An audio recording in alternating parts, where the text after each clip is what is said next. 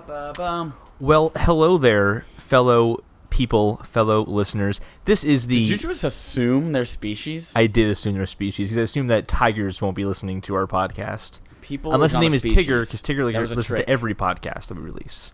As is everyone Dogs in are the Winnie the people Pooh too. universe. No, they're not, actually. Yes, they are. Okay, I'll concede on that one, but Winnie the Pooh's definitely not. Man, you put up a hard fight. We haven't even done an introduction yet, we're already fighting. There's no fighting on this podcast, Chad. Cheese and rice. Welcome to the Splatoon Gaming Podcast, the occasional weekly podcast where three lifelong friends correspond about video games. That From might the have been comfort- the fastest you've ever said that. I know, it was pretty well said, too. Correspond about video games from the comfort of their own home. I am Holden DePardo. I'm Chad Michael Innes. That's the first time I think you've actually said your name in the past few weeks. You just kind of say something weird, like you're Chendando or something like that. Nope. I've never said that before. You've and that's said you're racist. Chendando before. We don't fight on this podcast, I'm not but fighting we with do you. dabble in light racism. What does Chendando have to do with racism? Obviously, it's Spanish.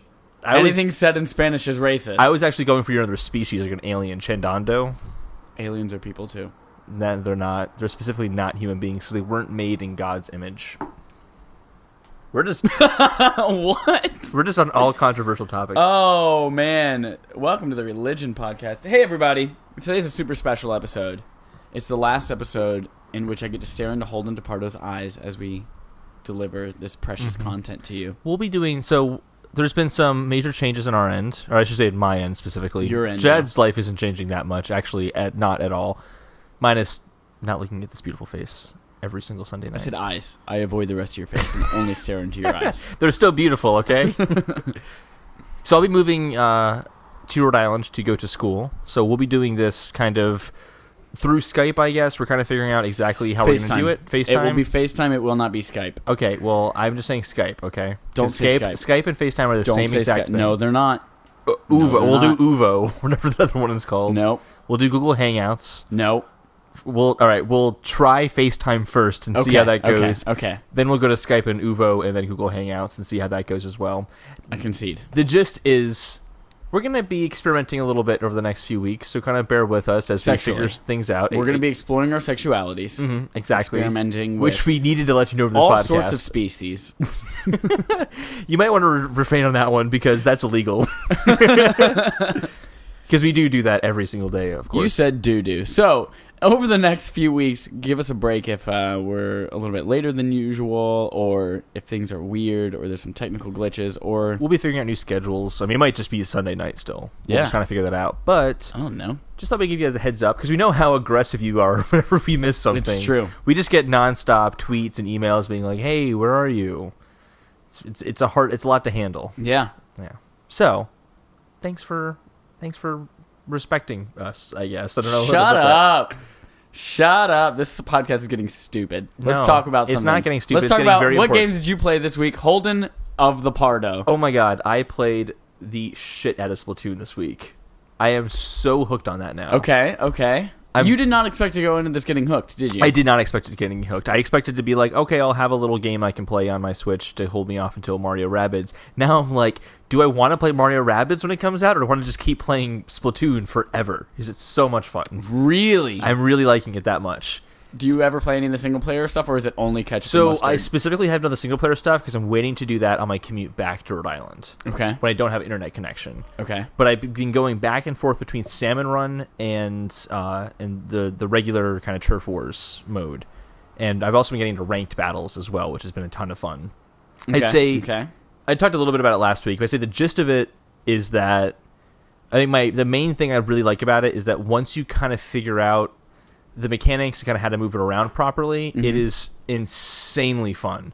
So you're shooting ink out of your gun, like a squirt gun, like a water gun. And we've established cover- this game is full of dicks, and ink is a euphemism for sperm. Yeah, actually, what's funny is I'll circle back to that in a second. So Okay. So you're kind of covering the terrain of the map, and it's basically a territory shooter. You're trying to claim territory away from your enemies, and you can mark that based on the color of your Like ink. a dog pissing. Exactly. On his You were a dog fire pissing hydrant all over the couch map to rug. mark as their territory. Okay. But you can kind of see like what territory or whatever you can see whatever territory you've marked already but you can also kind of see where your enemies are based on where the map is filling in with different colors. So you can kind of interpret a lot just by looking at the map pretty quickly. And when you are in your own color ink, this is where the strategy comes into it. You can turn into a squid and swim inside the ink, but you can also disappear while you're in the ink.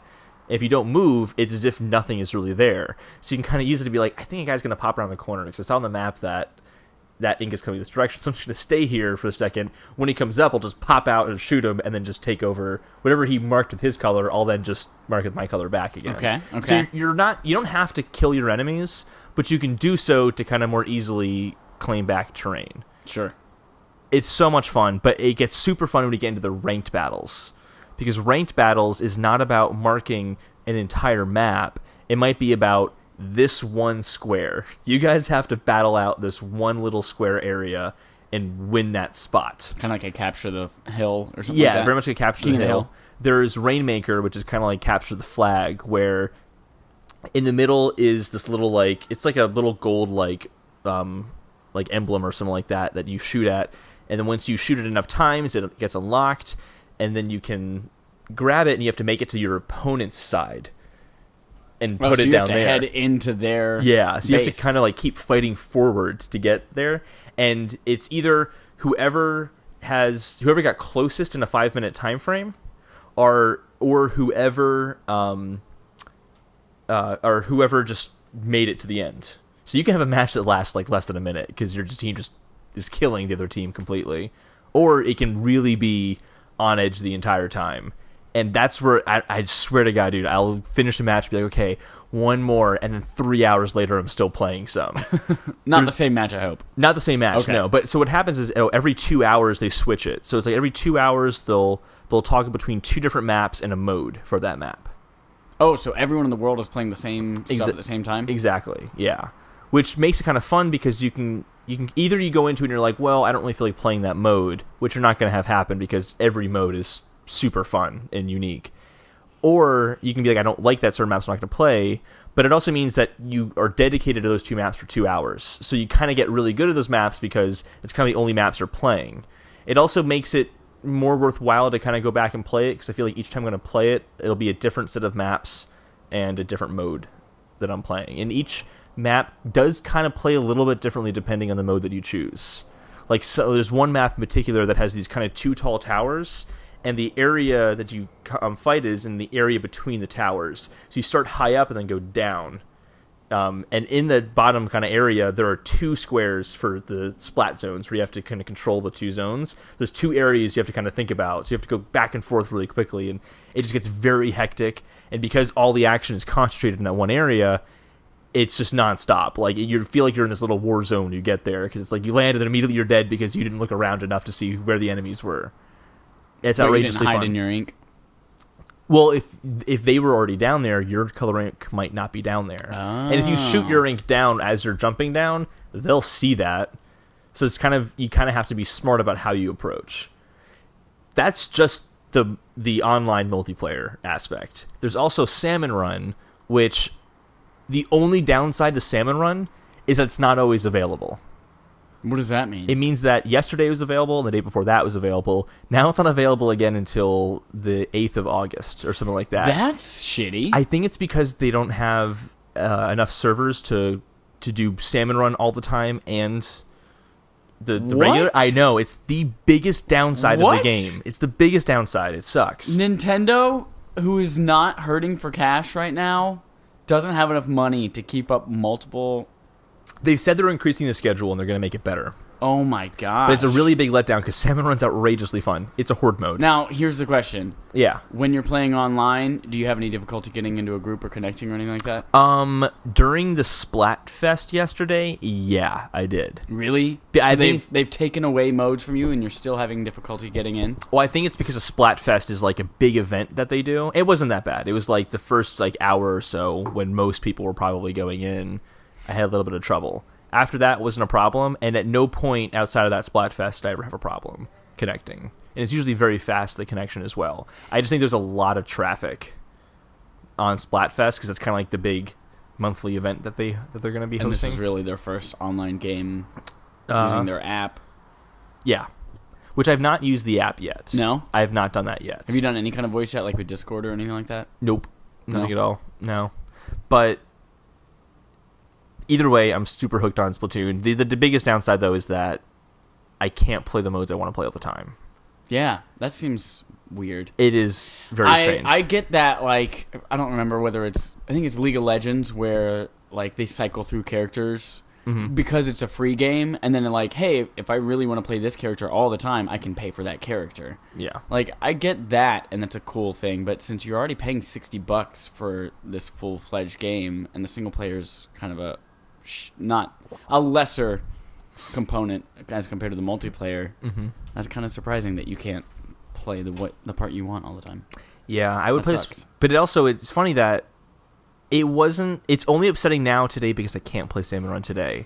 But when Salmon Run's available, I'd be like, I could play Salmon Run, but I really want to up my rank in Splat Zones or in Tower Control, so I'm going to go do that instead. And now today I'm like, well, shit, I could have done Splat Zones or Tower Control today.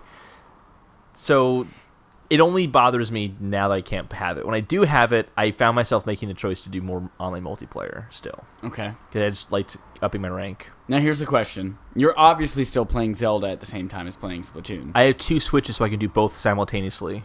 That's a lie. It is a lie. But are you ever going to go back and play ARMS now that Splatoon's out? I've already have. You already have? Yeah. Oh, man. I hope And you Mario forgot Kart. I that played game Mario forever. Kart today as well. Oh, man. Well, that sounds like a fun experience for some people. I'm not one of those people. But for those of you out there fighting over your mayonnaise, look at that. They're all dicks. They're shooting ink. And one team is covered in mayonnaise. So that's the exact point I was going to make, actually. So you said about they're shooting sperm everywhere. When you're playing as mayonnaise, you are shooting mayonnaise everywhere. God. And it looks like there's just sperm covering everything. It's like blood and sperm everywhere. And then you go on Splatnet and buy your sperm shirts. And God, Nintendo, you're sneaky. Like, introducing the topic of sex to children early. Yeah. That's really great for them. And speaking of adult content, we will get to a story about Nintendo and more adult content. Ooh, is it the squeezing the boob game from Japan again? Oh, no. That's all you've been playing? That's all I've been playing, yeah. Well, you said you played ARMS too. Well, I'm not going to talk about ARMS ARMS again. gross. Yeah. Yeah. I played Patapon No one cares Remastered. but what you played, Chad, okay? I don't care what you Except- played. You know who does care? Who does? Me, and that's all that matters. Okay, that's a fair point. I'll concede to that. You care. I have pretty much just played Patapon Remastered this week. It looked And- good in the 5 seconds I saw it. Yes. It's fun. It is Patapon just like you played on PSP. It is a really fun, addicting game. It is a rhythm-based game, but you have little 4-button commands that you hit in rhythm to have your Patapons either move across the screen or attack or defend. So as like a boss is gearing up to do like a big move, you have to hit triangle, triangle, square, circle in the right rhythm, and then they'll defend and things like that. But it's really fun, surprisingly deep, because you're constantly unlocking and birthing higher level Patapons, and you're getting weapons and things like that. So it has a lot of RPG elements to it. But in general, it's not a good remaster. There are some things, like obvious things, such as a lot of the cutscenes are still super pixelated and gross looking. And you get into the game, and you just saw the game as you came in today. The game itself looks super crisp and great. I was going to say, because I wasn't thinking it was a remaster for some reason, and I saw it, and I'm like, oh, this is definitely a remaster. Like, everything looks a lot sharper. That none of the text looks like it was like the PSP version, just like Right. bigger on a big screen. It's definitely been scaled up. The cinematics, though, the intro movies, aren't? they're garbage looking. Really? Yeah, they look so bad. How do they think that would carry over? You're talking about, what was it, a 4-inch screen on a PSP? I think it was 3.5. 3.5 inches, wow. Yeah. 3.5 inches, and it also is low res. Yeah. That's not going to carry over to a 1080p screen it very looks well gross. at all. Ew. I don't know why they didn't. I mean, and the cinematics themselves are only 20 to 30 seconds long each. I don't know why they just didn't recreate them. Stupid. So that's one thing that was kind of a There are people downside. outside talking. There are. We have the windows open because it's a beautiful fucking day here in Chicago. You just ruined where we are. We've said that before. Have we? Yeah. Oh, okay. Keep going. When we talked about Pokemon Go Fest. So No, we didn't. your mom. It's true. I concede. Second is the lag on this thing. Yeah, you were mentioning that to me. So I Yep. walk into your apartment to start the podcast, and you're playing Patapon, and I don't hear anything, and you have headphones in, and I'm Yep. like, what is the deal with that? To which you're about to share that story right now. So there are a lot of reviews who are just blowing this, like tanking this game because it's unplayable for a lot of people because of the lag on the input. And it is a very structured rhythm game, and you have to be precise, especially like build up your fever to get super strong really early. You have to hit these buttons and precise movements. And on the PSP, you obviously never had an issue with this because it's built into the system, hardwired. There's no wireless connectivity or anything like that. But I guess they didn't... I don't know what the problem is, whether it is they weren't able to accommodate for a bunch of different display types or audio setups or things like that. But famously, Greg Miller, who loves Patapon as well from Kind of Funny Games, is not having any of this issue. But he does say that he plays with headphones at all times just because it is a rhythm-based game that he needs to be like in the zone for it. So I tried playing it actually the very first time I tried playing it was via remote play. And I turned on my Vita, I was laying on my bed, and I started to stream it, got to the very first thing, and it's like, all right, this is how you play the game. Hit these 4 buttons. And I was like, we literally couldn't hit them once. Right. So I was like, okay, I'll turn this off and I'll come back to it later. Then I played it on my TV with my new surround sound system. It's so beautiful. And I was still having lag there, and I was like having trouble just with that intro, hit these buttons again. Mm-hmm. I put my TV into game mode, which is supposed to cut down on latency and things like that. Nothing. Still shitty. How did the developers not notice that, though, when testing it? I don't know. I didn't realize it was that bad when you explained it to me before. Yeah. So I put in headphones, jacked them in straight to the jack off. Boom, Splatoon, sperm. Jacked them off straight into the DualShock 4. And it is manageable there. I do still notice a little bit of a delay, but it's small enough that I can kind of still make my way through the game just fine. I can't hit like the perfect rhythm as much as I could on the PSP versions of the games, but yeah, so disappointing. It's hugely disappointing, yeah. That it was such a big deal and they couldn't fix that or even catch it. I don't even know. I mean, obviously know about it now, seeing all the reviews and things about it, but sure. I don't know if they could fix that in a software update, maybe, or maybe I don't know. It depends. I know like the Crash Bandicoot remake, they couldn't really get to the source information, so they had to rebuild a lot of that stuff. Yeah. Maybe they couldn't get to that information to tamper with it. Maybe, but if that's the case, they just shouldn't have made the game, because that's like saying I'm going to play a Mario game, but I can't jump at all. Like that's the main component of the game. Like this is rhythm. This is the main component of the game. I mean, it's exactly like when we played Super Mario World on the Wii U. Oh my god! The lag of jumping, and we were so terrible at that game. The first episode, yeah. Yeah. I remember thinking, I just don't remember. I know old school games are harder, but yeah, that game was impossible. And then you played it on your 3DS, and it was like, holy shit, this is awesome. Yeah. Yeah, it's that same kind of thing. It sucks. But, I plugged in the headphones, and I'm able to do it just fine enough. Yeah. And I'm still having fun with it. It's great. It's Patapon. Mm-hmm. Oh, I was also having one issue where the UI for it, the text prompts and things like that, and some of the buttons, like, go off the edge of the screen. Mm-hmm. I was like, okay, maybe I can reset my screen boundaries. There's no options menu in this game. If you hit the options button, it just saves it, and that's it. So I was like, okay, let me go back out to my system settings. So I went to the PS4 settings, and I shrunk the display area so that it was like in the middle of my screen. It wasn't at the edges anymore. Go back to the game, and it literally did nothing. It's like, really? It still trailed off into nothing? Yeah, so like you'll see the D-pad, and it will show you the controls on the D-pad, but you can only see 2 of the buttons because the other ones are off the screen. Wow. Or at the bottom will say, press any button, and you can't see the N on the end of button.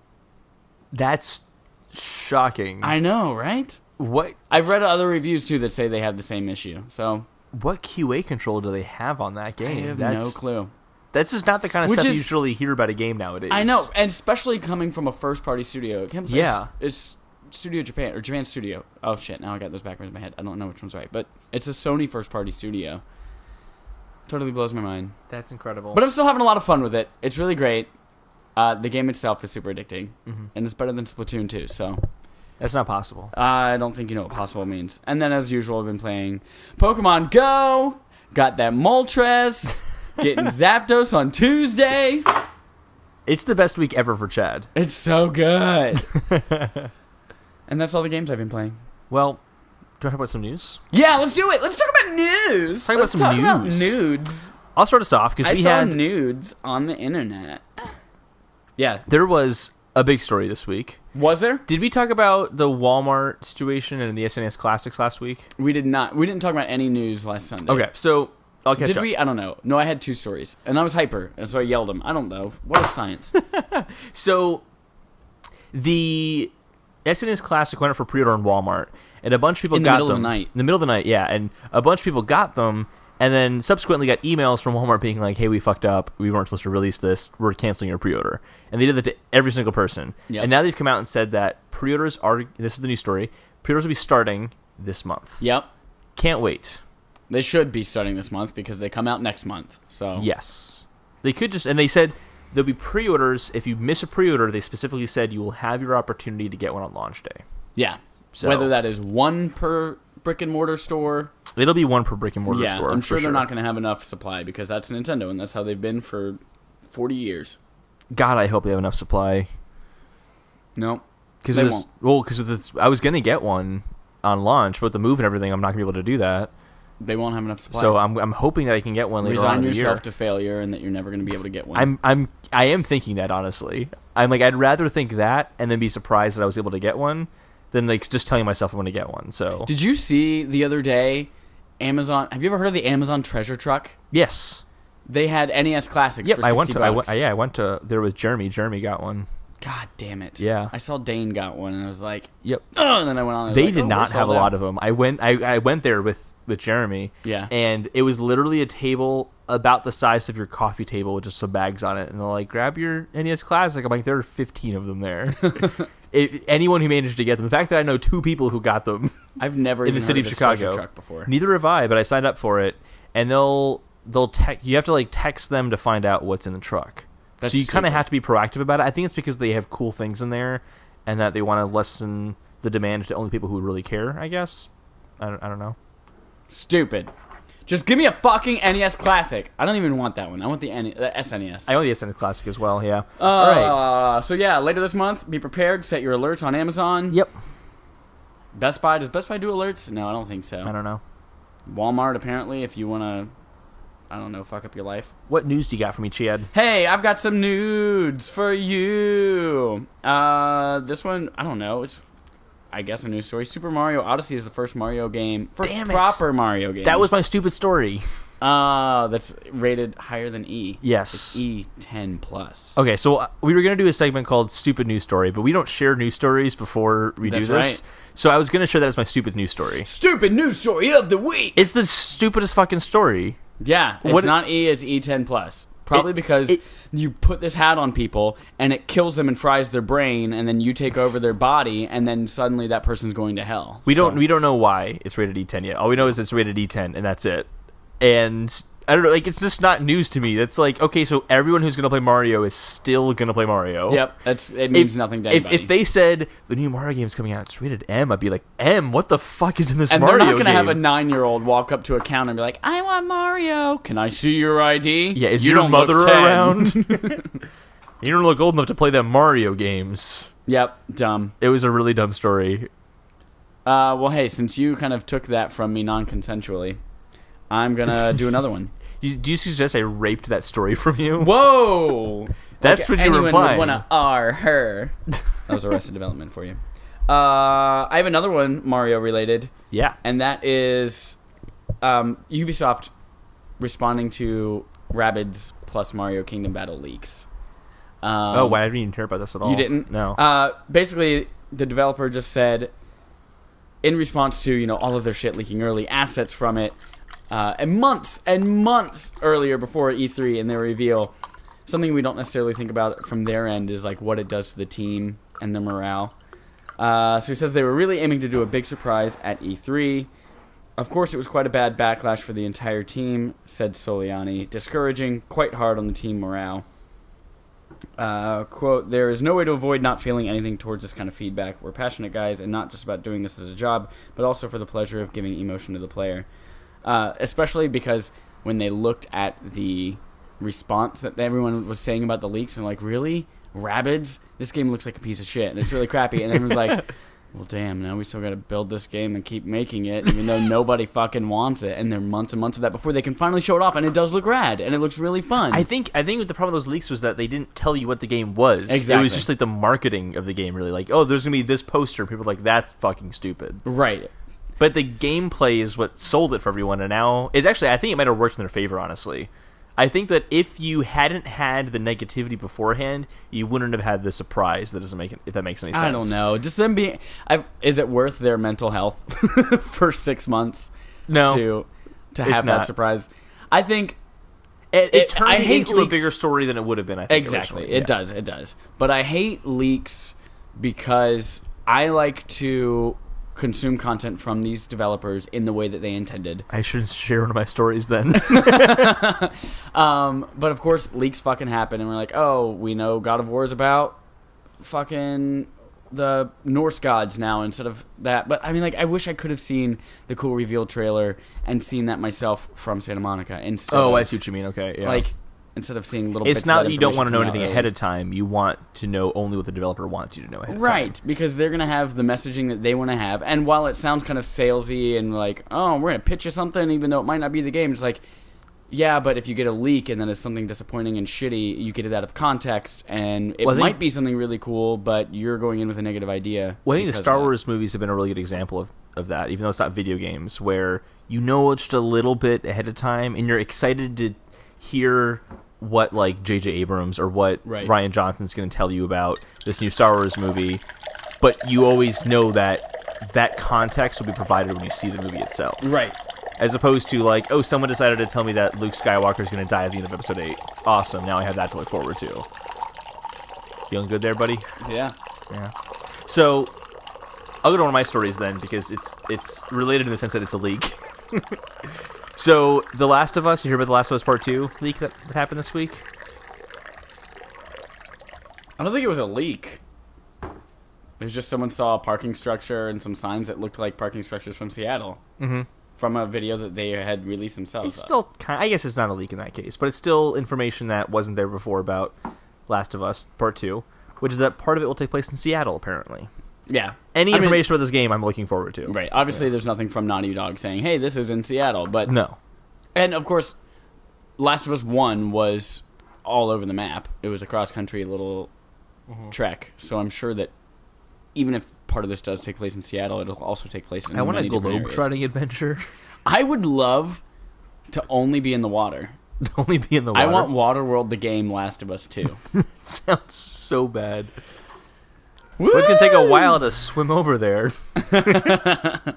Zelda Wind Waker. Hey. Do you like BioWare Montreal? Do you like... Motive Studios? Motive Studios. Good news for those of you who like both. They're now the same one. So they're merging. Sad day. Is it a sad day, though? What makes it sad? I don't know. The BioWare name is going away, it feels like. No, it's not. Just BioWare Montreal. I just feel like BioWare is going away, though. It's just You're right. You could misinterpret this and come up with that conclusion. I think it's over. Absolutely. I think Nintendo's done for now because of this. Done. Yes, absolutely. So the merge comes after reports that Mass Effect series was to be put on hold after the underwhelming release of BioWare Montreal's Mass Effect Andromeda, and that the studio would instead be focusing on BioWare's other titles, including Anthem. Which, it sounds like, are they...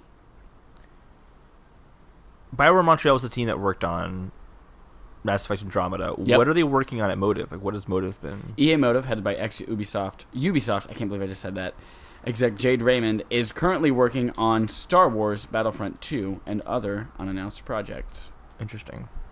How does that translate? The team for Mass Effect going over to Battlefront? Both space shooters. Is Mass Effect a space shooter, though? It is in space and you shoot. But it's not a shooter in the sense that, like, that Battlefront is a shooter. It's just they're just not the same thing. They're very different games. Are they, though? They run off the same engine, and I know Mass Effect and Andromeda both have really light hard RPG time. elements. I would say Mass Effect's much heavier handed on the RPG elements than Battlefront. I said light. Yeah, light for Battlefront, not for Mass Effect. You're an effect massively. I would say that The Witcher is a fantasy adventure game with light RPG elements. Shut up. Read me a news story. I got no news for you. That's all that I That's have. it? That's all you have? I have two more. Okay, well, I'll go with both No, mine no. then. I'm doing two stories Well, maybe you now shouldn't because be a they're related. liar or you'll screw up your life. I have 3 Switch games to announce. Yeah, or Personally, two that I of have them Resident made. Evil Revelations 1 and 2. Yep. One of them is Resident Evil Revelations 1, and the other one is Resident Evil Revelations 2. 3. 2. It's 3. actually No, they're leaving out 2 and they're skipping right to 3. No, they're going to 2, Chad. A game that doesn't exist. 1 plus 2 is 3, but 2 is 2. Ooh, Fibonacci. Ooh. So, they're coming to the Switch. I'm actually excited about that. That's a game I would play on the Switch for sure. And also, they're coming to Xbox One and PS4, so I'd hope they're coming to Switch, considering that Resident Evil Revelations... They're already on Xbox One and PS4. Yes. And Vita. But and 3DS. considering that... Yes, 3DS. They're on everything but Switch. They're on everything but Switch. But if it started on 3DS, it sure as hell can run on a Switch. So Yeah. it's a good thing it's coming there. It's also a survivor horror for the first time on the Switch, which we have not seen yet. So. I hope it's like the PS4 and Xbox One versions and not the 3DS version. It will not be the 3DS version. Do you know that for sure? Because Nintendo's good at making bad decisions. Because they are very good at that. Yep. Because have you seen them on the PS4 and Xbox One? They're not. No, they're I not haven't. incredible looking. But they're better than the 3DS, I'm sure. Yeah, they're definitely better than 3DS for sure. Yeah. The Switch is more powerful than the 3DS. I know it is. I would hope but it they doesn't can mean run that this they're gonna. The other game, it's actually already been announced. It just has a release date now. We're gonna fight. I don't just want fight to in this punch podcast. somebody. For Can I punch you in the face? $40 $40 on November 14th. Rhyme is Call of finally Duty- coming oh. to the Switch. Rhyme's already out on everything else, right? Yeah, just not the Switch. Like what? Like. Okay. I don't know if I want to play it though. I mean, it was a because game that got meh reviews, so I was gonna wait to get it on the Switch, and then it got bad reviews. And then I'm like, I'm just never exactly. gonna play Yeah, this game. don't play this game. Who cares Yeah. if it comes out 6 months later on something? Unless else? it comes out and it's like they fixed every problem. It's a 10 out of 10. It's a masterpiece They of a remade game. the game and made it a different game. Yep, and I'd be like, sure, I'll buy it now, but I'm not gonna do that. Nice. I want to hear Nice. stories from your face, One Jed. more story. Dragon Quest XI is 11 sold a buttload in Japan, says Really? Kotaku. First 2 days on sale, the PlayStation 4 and Nintendo 3DS versions of Dragon Quest XI are estimated to have sold a combined 2,080,806 copies at retail. Didn't the 3DS version sell more or something like that? It did, slightly more, yep. So 3DS sold 1.13 million. PS4 sold 950,000. Is this the game that had the 3DS PlayStation 4 bundle? Yes, isn't that weird as fuck? But that's after 2 days, and they do not include downloaded sales. Wow. Yeah, that's impressive. But this That's does very come from a impressive. country where people will literally call off work when Dragon Quest comes out. Is it that big in Japan? It is huge in Japan. Wow, I didn't Now, know that. for context, the Switch and Wii U versions of Legend of Zelda: Breath of the Wild, critically acclaimed and also universally panned. What? Sold a total. I just contradicted myself because I thought that game was boring. Sold a total of 230,981 copies during the game's first 3 days out. Obviously, they have a lower install base, but Splatoon 2 had a huge launch with an estimated 670,955 copies. Pokemon Sun and Moon, which came out on the 3DS, which does have a large install base, sold 1.9 million copies during its first 3 days. So this is really impressive. That is very impressive. And earlier, this is coming west, obviously. Mhm. So, boom. How are the shakatron. reviews for it? Have they been good? I haven't looked at any. I looked at sales numbers, didn't look at reviews. But To be fair, they're probably in Japanese. you're in Japanese. I'm in English. You're Holden in Pardo town. featured in English. Holden DePardo, in full translated English. You thought he was good in German. Wait till you hear him speak American. Holden DePardo, coming to theaters this November.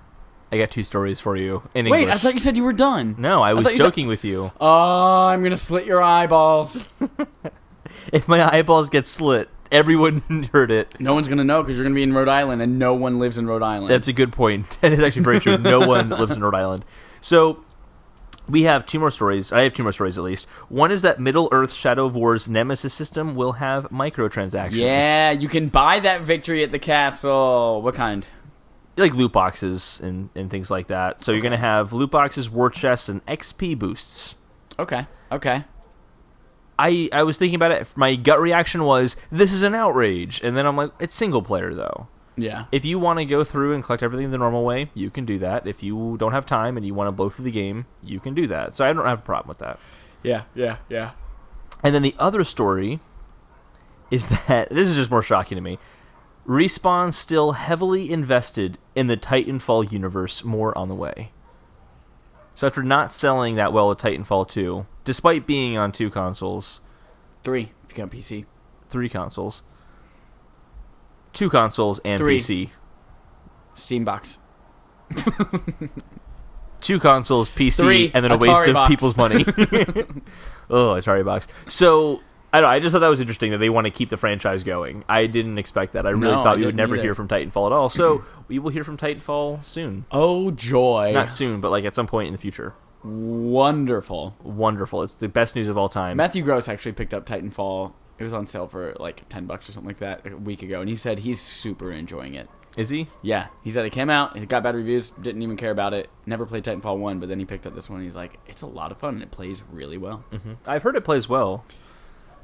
I thought it got good reviews. What do you mean it got bad reviews? I mean, everybody was like, the single-player campaign is awesome, but then the multiplayer, I mean, I don't know. I never played it. Who am I? Chad Michaelinas. You got it. I knew it. So, What's coming up next, buddy? that's all of the news I got. Me too. But you already knew that. Because you're Holden DePardo in English. Dolby Digital surround sound. Let's consult the notes for a second. What is our topic for this week, Chad? We have 2 topics. You came up with both of them, and the one on the note is old, so... Okay, so we'll just go off of what I'm going to say right now then. Yep. So, I guess I want to talk about the PS5 first. Yeah, so Sony announced the PS5. They didn't, but it's been rumored and talked about. Potentially coming out in 2019, allegedly. I don't think any of that... It's all speculation. It's all speculation. It's rumors. Yeah. Well, it's a rumor. Doesn't mean it's true. Rumors aren't... if it was a rumor, it'd be like, hey, so some leaked document came out, and I heard from a supplier that, hey, this might be coming out next year. Whereas everyone else is like, based on kind of sales figures, I'm going to guess it's going to come out in 2019. Okay. So analyst predictions are saying 2019. Anal list. And now rapist. Anal rapist. Full-on rapist. What is an now rapist again? It was an analytical therapist? Okay. Yeah. Analytical therapist, that's right. So the PS5 is being talked about, and I don't necessarily know when it's coming out, nor really care when it's coming out. I don't know when it's coming out. That's crazy. I will say this, though, I don't think it's going to be called PlayStation 5. What do you think it's going to be called? Just PlayStation. Because really? I think they've said that the time for generations is still here, but I think the next generation, if you will be like the perpetual generation. For those of you who don't speak Holden DePardo in English or can't see him, he did air quotes on the word generation. I did air quotes. So I guess the reason that it interests me is that if you look at how 360 carried over to Xbox One, where Microsoft was very arrogant about how well they did with the 360, that they totally flopped the Xbox One, I'm starting to get concerned that might happen with the next round for PlayStation. Because they're already kind of making decisions of, we're so great, we're at the top of our game, we don't need to make these super all-encompassing decisions for our users. Examples like crossplay.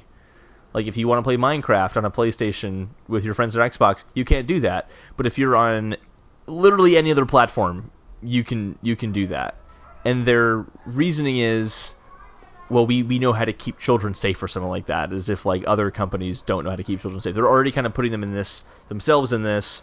Our bubble is already so great. Why would anyone want to leave our bubble or talk to other people outside of our bubble? They're getting a little arrogant, I think. And I'm worried that we're going to have some not great things come to the PlayStation 5 or PlayStation Next, whatever it's going to be called, because of that. And we've had a discussion about this on the podcast before. I don't think Microsoft Xbox One is a flop. It's not a flop, but it's selling just as well as the previous generation did. Mm-hmm. PS4 just happened to be selling crazily. I think that's a flawed way of looking at it. Why is that? Because forget PlayStation and Xbox One, right? Just combine both consoles and look at the sales of both those consoles going up, right? It skyrocketed compared to the previous generation. That means that the potential was there for Microsoft to swoop in and take some of that. But they botched their launch window so badly by poor marketing that they lost the momentum, and PlayStation took all of it. So Microsoft could have done a lot better. Well, sure. They did. Yeah. So I think it's unfair to say that PlayStation was just this crazy anomaly and that Microsoft never would have. But I don't even think it's had a that. 13 million Wii U situation. It's not. They're no, still it's not. healthy in the mid 30 millions. They're still healthy. Yeah. But when PlayStation is double that, it's hard to say that they're competing very well against their competitor. No, I wouldn't say that at all. Yeah. But they're definitely not a flop. But it has put them in a situation of, hey, we need to make decisions that respect our users so that we can bring users back. They are playing catch up. Yeah. And they're making a lot of I don't fault PlayStation for saying, "Hey, we're not going to make crossplay with other platforms available," because why would they want to do that? Because they're arrogant. No, because they're doing it because it's why an would they arrogant want decision to make things crossplay compatible if they have people on their platform? They see it as like, why would they want to give people a reason to leave their platform and go to Xbox or Switch? Mm-hmm. When Microsoft was on top, they had, I mean, I don't know if the technology was there at the time, but I'm sure they would not have done, like, they're not, oh, well, yeah, stay on the Xbox. Why the fuck would we want you to be able to play with PS3 and Xbox at the same time? No, you're right. I think anyone who's losing, of course, are going to be like, yeah, you can do whatever you want on our platform. We're going to treat you with all the good in the world because we're underneath, and technically we need people. So I don't fault PlayStation for not playing that game. I think the reasoning they gave behind it was stupid when they said, we need to keep our users safe, and we can't control other providers' environments. I think that was dumb as shit, and they should have just come out and said, no, PlayStation is the best place to play. It's where all your friends are, and we want to keep our tight community. And if they said that, they would have. If they meant that, they would have said that. But they didn't say that. They said some bullshit reason, which means they have a bullshit internal reason as well. Yeah, that's how I read that, at least. So you don't think that they're getting a little arrogant?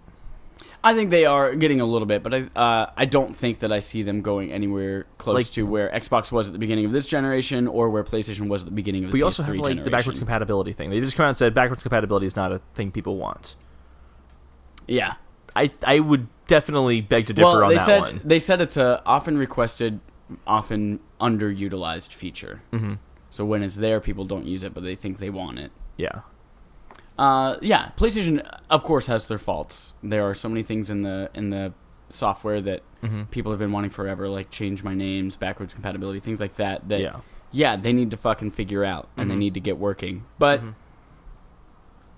I don't think that they're going down the, hey, you want a console, get a second job, you're going to want it anyway because we're fucking great, that they were at the beginning of the PS3 generation, or with Microsoft, who's like, hey, we don't need to fucking worry about the gamers because you can stream your TV through the port, and you can watch sports and shit. But, like, I guess the point I wanted to make with the backwards compatibility is that might be the to me, the trigger of Xbox is kind of going this direction of all-inclusive, everything works everywhere. Games on your Xbox One work on your Xbox One X, will work on the next system, the next system after that. Like, it'll just kind of keep moving forward. Right. PlayStation's comment on, well, backwards compatibility is often requested but not often used. Unless they use the same architecture for the next PlayStation, they could have backwards compatibility issues where PlayStation 4 games don't work on the new system. And, like, if they did that, so out of that arrogance, the question you're asking, do we think that the PS5 will have backwards compatibility? That's just one point I'm making right now. But if it doesn't have backwards compatibility because they're having this same kind of, like, arrogant mentality that they seem to have this year, that's going to be a problem. People will choose the other console for backwards compatibility if, like, in those, it's not that only decision, but if we see smaller decisions kind of adding up like that, that could be a problem for Sony's image going forward at the start of the next generation. Yeah, You don't seem as concerned about this as I am. No. I mean, yeah, they've made a couple of not dumb, but unpopular decisions in the last 6 months to a year. Yeah. But I don't think that means anywhere near going, like, we're going to fuck up the entire next generation. You don't think they're going to fuck up the next generation. Like, I don't think Microsoft fucked up the entire next generation with theirs either. But they were definitely standing on a pedestal. The marketing was a flop, absolutely. You called the console a flop. You said Phil Spencer himself is a flop and he should hang himself. That's what you said. And because he definitely didn't handle the job. Sorry, there was a mistranslation. This is Holden DePardo in English. He normally speaks in German. Phil Spencer was not involved in the launch of the Xbox One. To be fair, Don Matrick was. Went to Zynga. Yeah, because Zynga's on the rise. On the rise. Yeah. I guess I'm confused what the question is. Or the topic. I guess my point... What are we trying to ask? My point is that they're making decisions that don't seem to be in the interest of the gamer, in the same way that Microsoft was making decisions that weren't in the interest of the gamer, and that hurt Microsoft, and I think it's going to hurt Sony in the next generation. That's my point. Gotcha. Yeah, it might. All right. Yeah. When they came into the PS4 generation, one of the things that they did is they're saying, hey, we're for the gamer. We went to developers. We asked them what they wanted. Mm-hmm. And that's why the developers were so on board with PS4, and that's why like they have all of these exclusives and things like that, like exclusive partnerships with Activision and Bungie. And yeah, I don't know if that's going to fail on PS5. Yeah. I don't think that we know enough or we're close enough to. No, we're definitely not close enough. Call, but I guess it just there's some stuff that's happened this year that's kind of got me worried because Sony has been so on point with their communication that these slip-ups, I'm like, I really hope this isn't just them getting kind of an ego about how well they're doing, because they're doing super fucking well, like super, super well. Even with the Switch's gigantic success, they're still the number one selling system right now. Like, they should feel good about that. I just hope it doesn't turn into making anti-gamer decisions in the next update. That's my concern. Well, it's invalid. That's fair. I'll concede to that. No, I'm just kidding. It's valid. I just wanted to end on that note. You had another topic. We have time for another topic. What's your other topic? Tell me about your other topic. How many times can we say the word topic in a show? Hot topic. Do you have a topic? That topic's hot. Let me share a topic with you. I didn't think about this topic that much, just more of a slight thought I had, and said, hey, this should be a topic that we talk about in the topic section of our topic podcast-related show. There are a lot of topics for you? I think we did it, yeah. Okay, I think we set the world record. Cool. So, I would just, and this isn't original thought by me by any means, it's just something I've heard people talk about and just kind of hit me. I feel like indie games were a lot more, or I wouldn't say more popular, but much more heavily marketed a few years ago. And now I don't feel like we're seeing them as often.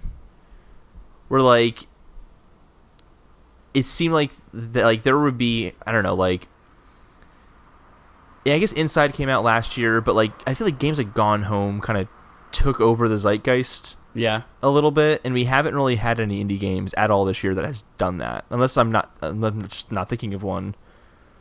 I think this comes down to a new product launch, specifically with PS4 and Switch. And anytime there's a new launch and there's a dearth of games, and they're like, hey, we don't really have anything big AAA to put out there, but we want people to have things to play. Indie fills that spot. So indies fill that spot. So PS4 came right off the bat saying, hey, guys, we're going to have this great partnership. We have all of these indies coming to it, things that were already established, maybe on PC and Steam and things like that. But they brought them over to PS4 because, they were filling gaps. They had Infamous Second Son in that launch window-ish area. They had Killzone Shadowfall, but there wasn't a whole lot out there AAA style. But everyone wanted these systems. They were flying off the shelves. So I think a lot of companies use that, or have used that this generation, as a way of filling gaps in their lineup. Because if you think about back to like N64 when it launched with Pilot Wings and Super Mario 64, and that's all you had for a while. And people always complain like, oh, launch lineups suck, or there's not enough in there, or I'm only interested in one game. Suddenly now there's a bunch of games at a bunch of different price points that could hook you in. And Nintendo saw that move with PS4 and did the same thing with Nindies on the Switch, where they bring over things like Mr. Shifty or Snake Pass, which technically came out on everything but got a lot of buzz on Nintendo. So I think that indie titles have kind of taken a back seat because suddenly developers are getting a hang on this architecture. Things that were started when the new consoles launched are finally coming to fruition, and they no longer need that space filler. They're still there, and there's still a great community behind them, but they no longer have to rely on those as games to sell their systems or to give people things to play because there's enough huge content out there. I think it kind of hurts the indie community a little bit because when, at least for me, when I was starting to hear a lot about the, talk about indie community and that kind of stuff, it felt like it was going to be a more permanent place in the marketing. Like, we'll have our AAA games, here are the smaller games, we'll kind of show both side by side because both offer unique experiences, and Sony's going to make a killing off of indie games, I'm sure, because they get a ton just for hosting that content. I don't know what their deals they have per indie, but I feel like you're absolutely right. Your point of, like, Sony doesn't need to talk about them, so they're not going to talk about them. They're only going to talk about things they need to talk about. But I think because of that, because they're not having, like, Sony come out and saying, like, hey, here's an indie game we think is really special. Like, this is something that really stood out to us. You don't have that same, like, interest in the whole community as a whole, I would say, for those people who don't pay attention as much. Because if you wanted to find out a good indie game, it's either going to be like IGN's talking about it, or like GameSpot's talking about it, or you just happened to find it in the PlayStation store. Like, there's not really a good avenue to experiment or like find out about good indie games, really. They don't get reviewed a lot typically, and if they do, it's just like some random review by someone. It's not a big, respected, reviewer going behind it and interviewing or reviewing it. They have to review the new Splatoon game that just came out, or like whenever like Kuni comes out, or like Uncharted is coming out this month. Like, they're gonna go to those big games. They're not gonna talk about. I guess they do Inside. That's an exception, but like they're not gonna talk about like the Screen Sheet, like that game that we just played last week. That was super fun, and I think more people would enjoy that if they knew about it. But I feel like there's just not really an avenue anymore for these indie games to really be known. Yeah, it was a lot easier at the launch when there weren't a lot of games for these to get notice on the PlayStation Store or on Xbox, whatever the fuck you call it, Game Marketplace, or I don't know. But yeah, it was obviously a lot more easier for them to get a spotlight there because there wasn't any competition or not a whole lot of it. And now, if you think about the way that things are advertised on that store, it's all paid for. So when you see giant banners for Call of Duty or Bungie's Anthem, Bungie's not making Anthem, BioWare's making Anthem. Yeah, BioWare. You see these, and they are heavily marketed and paid for by these companies to be featured on the store. Yeah. And indies obviously just can't compete with that marketing budget. So one thing, and it's the same thing like in retail stores, when you see shelf space and you see huge advertisements for this, or one specific product gets an entire shelf by itself, it's because that company paid for that space. One cool thing that PlayStation in particular has started doing recently in the last couple of weeks is the developer kind of like, this is a developer, this is what they're known for, and these are 6 or 7 cool games that they really like that are out right now. And a lot of those have featured some really cool indie titles, and I think that's an interesting way to advertise smaller games that people might not know about that deserve some praise or play without having to necessarily take away advertising space from a big budget title, or and every once in a while they do like indie sales or things like that, or right now they're in the midst of like a downloadable. The problem with the indie sales though is they generally tend to be the same games in those sales every single time. They do, yeah. So once you bought all of them, it's like, cool, there's no other indie games to play, really? Yeah. That's it? But hey, I bought Screen Sheet in an indie game sale. That's true. So yeah, I think it's just a matter of advertising budget and then finally having enough huge games to play, because if we're honest, if we look at 2017, I'm not going to be able to play half of the games that are coming out that I want to play just because of time. Yeah. So if that's all the shit that we have coming out, plus trying to fit indies in there as well, it's not that discussion's not important to them, it's just that there's a lot of shit to talk about. Yeah.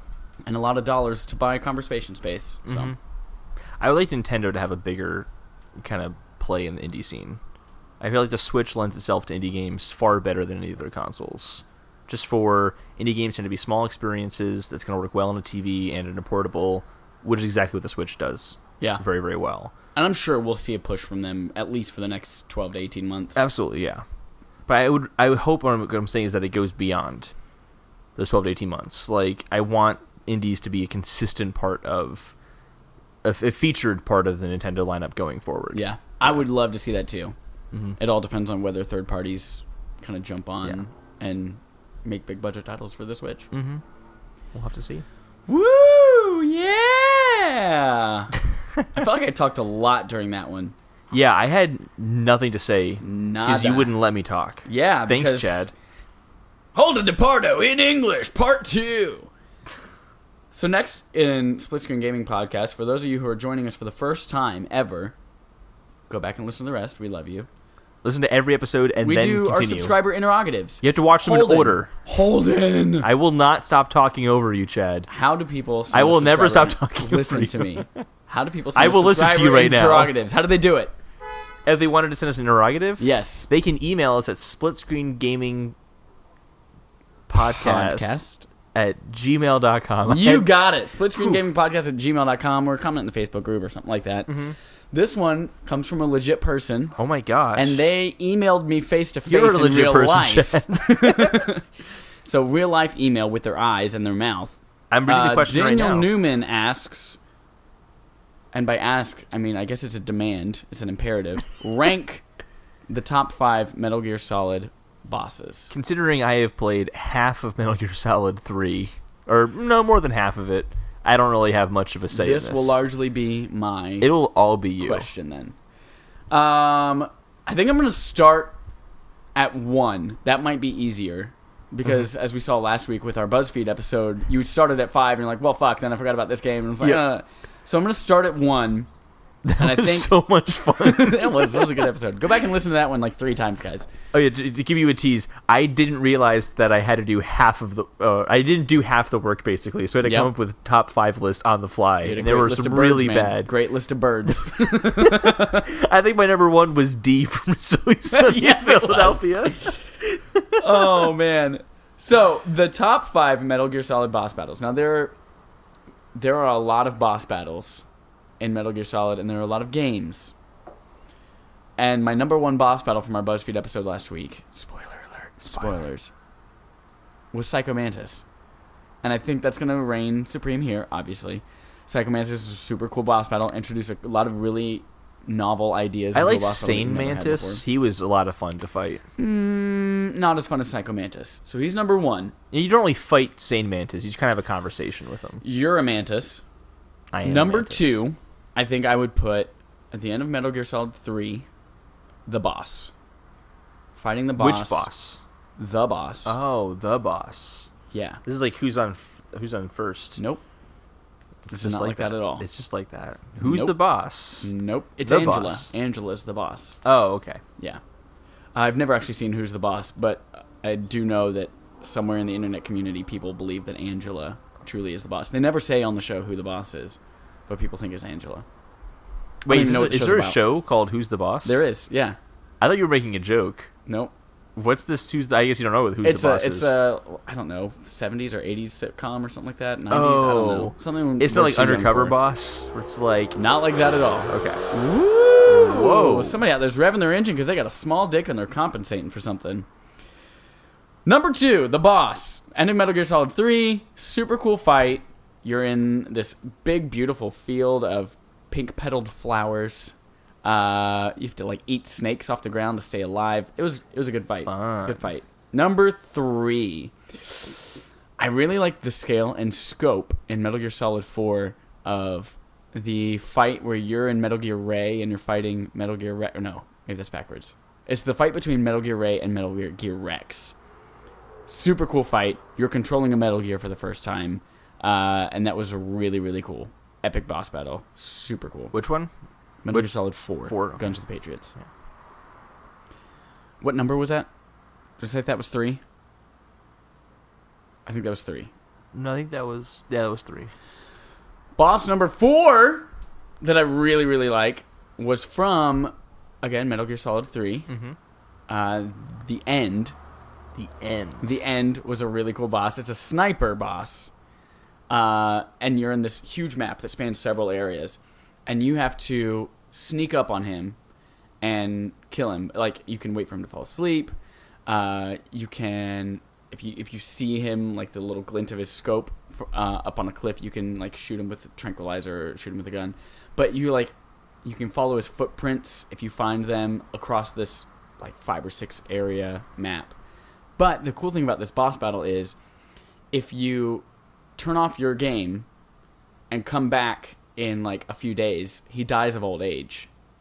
Or you can set your PlayStation's clock forward manually. That's really funny. funny. And he dies of old age, and just laying there is his gun, which is such a cool freaking idea. Yeah, you just have to find where it was. That's really funny. But yeah, that's a super cool fight. That's very clever. Yeah. That's probably the easiest boss battle ever. All right, If you knew to do that, yeah. Yeah. I'm just going to turn my game off and come back in a little bit. I think that was the one... You can technically kill him, I think. No, in that game... So there's a... I can't remember who it was, but in that game, during a small portion before that, you could, like, shoot somebody... I think it was him. You could shoot him while he's in a wheelchair, like, as he's going into a building way off in the distance, and that, like, skips the entire boss battle altogether. I'm pretty sure it was him. Cool. That's very cool. Number 5. Should have ranked this higher, actually. The end of Metal Gear Solid 4, the Revolver Ocelot / Liquid Snake battle is super cool as you're kind of reliving these games and these characters over 4 or 5-ish games. The boss battle kind of evolves and he starts like changing, and you suddenly it's back to the PS1 graphics, and it's Liquid Snake versus Solid Snake. It's not necessarily, and it's all melee combat, and it's not deep at all. It's your CQC in Metal Gear Solid is not a very developed system. It's just kind of there as, you're near somebody, you can choke them out. But yeah, so it's just a lot of punching and kicking. Somebody falls, but it's going through all of these and kind of playing to your memories of these past games, which is a really cool kind of boss battle to go through. Nostalgia's fun. Yeah, nostalgia is pretty great. So what was that? Number 1 was, I don't remember. Just go back and listen to it again. Rewind 2 minutes. Woo! And I have... That makes me want to go back and play all those games now. You should do it. Just play them all. Or just Peace Walker and Metal Gear Solid 5 and Metal Gear Solid 4 and Metal Gear Solid 3 and 2 and 1. So all of them. And not Metal Gear Acid. What about Metal Gear Revengeance? Metal Gear Rising Revengeance? Yes. I played that one for maybe about a half an hour. It was great, right? Nah, not for me. My favorite was Metal Gear Portable Ops on the PSP. That was my favorite Metal Gear Solid game. That wasn't a terrible game. I had never even played it. Did you ever play Metal Gear Acid, the Metal Gear card game on PSP? No, I didn't. Me neither. Sounds great. I did play the Metal Gear Solid graphic novel on PSP as well, which is kind of cool. When I was packing, I did find a bunch of my Vita games, and I do have the Metal Gear HD collection. Yeah. And I want to play that once I get a Vita again. You should. I'm sure you can find one dirt cheap now. Oh, yeah, dirt cheap, absolutely. Also another great game, or great system for indies. It is, but the Switch is better now. Well, I guess the Vita has a much bigger collection of indie games to get. Yeah. But I'd rather, if I had those games, I'd rather play them on the Switch still. Well, you can't, so life sucks. Do the games on Vita use the touchpad an awful lot, like the indie games? I mean, it wasn't really used that depends on often. the game, obviously. Well, I know, but like, did you find that most of them use that, or no? There were a couple of games that used it. Most of the time, if it's a port of a Steam game Like or something like Spelunky or that, something it like won't that. be. No, Okay. It'll just be controls. Because I like the touchpad. If it's a game well. made for Vita, then yeah, you might see a real touchpad in there every once in a while. But I'm not talking about like the big AAA games on Vita. I'm talking about the indie games. Yeah. Because there weren't that many that actually use the touchpad. You would know, because yours broke a long time ago and you never got it fixed. So I miss it. No, a lot of things don't use the touchpad. That was a little cool little gimmick. I liked it. I didn't. You didn't? No, I liked it for things like Tearaway, which made some kind of cool uses of it. Yeah. But no, yeah, like you could poke your finger through the back of it of the world, and you could see your finger come up. But then you could also it was good. It was cool. Yeah, it was clever. Well, is that it? You don't have any other interrogatives? I got no other interrogatives. Come on, Daniel Newman came up with an interrogative, and you couldn't come up with one. What is your favorite pizza topping in a video game? We are not now it's related to video doing games. an icebreaker with a bunch of strangers. In our 20th episode. Pizza topping in a video game. I don't know that I've ever had pizza in a video game. I've never seen pizza in a video game before, ever. Yep, Ninja Turtles. Pizza to get extra life. So it's pepperoni, I think, usually. Okay, yeah, pepperoni. That's a good choice. Yeah, boring but classic. Perfect. Hey, guys. Thanks for listening to us on our last special episode. Go to all the social medias. Check us out. Email us questions, interrogatives for the future. I'm going to draw this out as long as I can because Holden's just waiting there on the stop button. Bye.